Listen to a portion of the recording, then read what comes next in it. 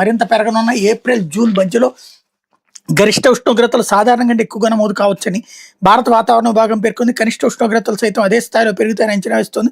మంగళవారం ఐఎండీ విడుదల చేసిన వేసవికి సంబంధించిన సీజన్లో అవుట్లుక్లో ఈ వివరాలు వెల్లడించింది. వాటి ప్రకారం ఏప్రిల్, జూన్ మధ్యలో రాష్ట్రంలో వడగాలులు సాధారణం కంటే ఎక్కువ రోజులు ప్రభావం చూపబోతున్నాయి అన్నటువంటిది హైలైట్ చేశారు. లేకపోతే అమరావతికి అందలం అంటూ నేడు పార్లమెంటు ముందుకు బిల్లు రాజధానిగా చట్టబద్ధత కల్పించడమే లక్ష్యం.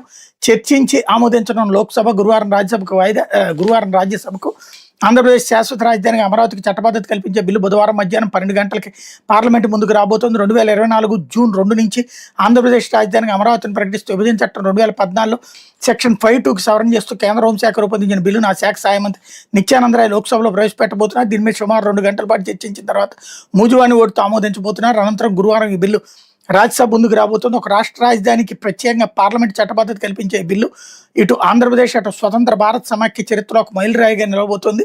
రాష్ట్ర విభజన తర్వాత నవ్యాంధ్రలో ముఖ్యమంత్రి చంద్రబాబు నాయుడు నేతృత్వంలో ఏర్పడిన తొలి ప్రభుత్వం అమరావతిని రాజధానిగా ఎంపిక చేసి ఏపీసీఆర్డీఏ చట్టం ద్వారా ప్రకటించింది. అయితే 2019లో వచ్చిన వైకాపా ప్రభుత్వం దాన్ని రద్దు చేసి 3 రాజధానులు పెట్టి 3 ముక్కలాట ఆడిన నేపథ్యంలో రాజధానిపై అనిశ్చితి నెలకొందన్నటువంటిది హైలైట్ చేశారు. ప్రగతి ప్రేరకంగా